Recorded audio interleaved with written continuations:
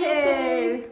We are back for another spelling lesson. This time we have Mrs. Wilson joining us, which I'm sure you're all very excited about. Now, to get our brains warmed up, we're going to play a little I'm ready. game.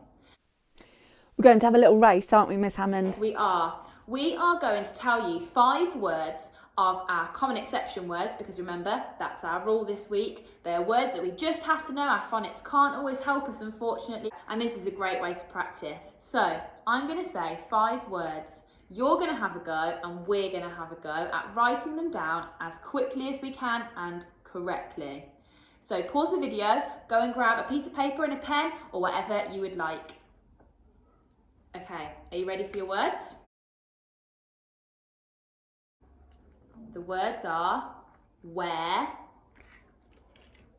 was, do, one, and be. Okay, so where, was, do, one, and be. Got it. 5 words. Okay, right, here we go.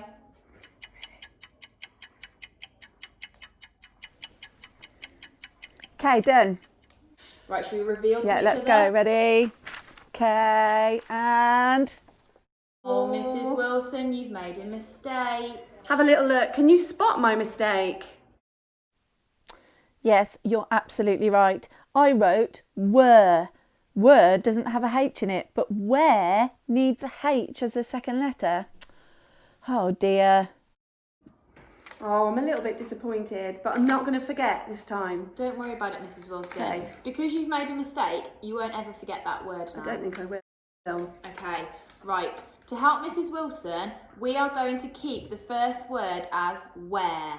Okay, so the first word is where, the second word is full, the third word is are, the fourth word is of, and the last word we're going to do is was. Okay, let's see if I can remember. Where, full, are, of, was.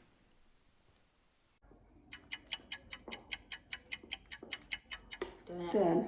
Ooh, pretty in sync that time. Okay, let's see how. Yay, we did it this time. Well done, Miss Hammond, and I will never forget the word where. So here are the common exception words again. Choose from these and see how many you can write down quickly, challenging a partner. You might like to start with lesson 5 if you're finding them tricky to remember, but remember to always check the spellings afterwards. Don't make the same mistake I did. Okay, we're going to play another spelling game now. This time you need to look back at your common exception words again and choose just one word. It might be a word that you find particularly tricky to spell. I've picked a word that I know lots of us find tricky to spell because it definitely doesn't work using our phonics. When you've chosen that word, and I'll show it to you in a moment, you need to get several different pieces of paper. I would say about 6. Yeah. And you're going to keep writing that word lots of times. So I chose the word said. And I chose the word some. Definitely a tricky one.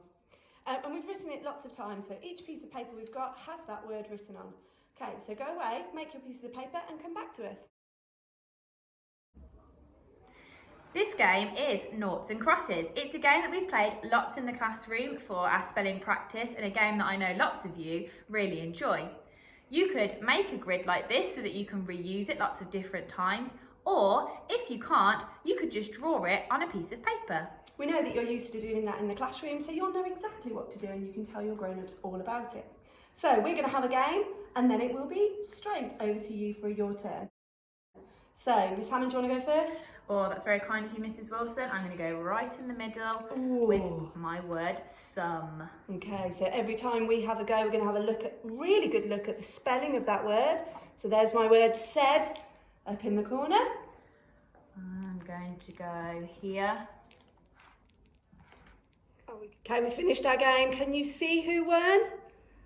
Yes, it was the sums. Miss Hammond won that game. She got 3 in a row. Now you go and choose your words. Have a game of your own.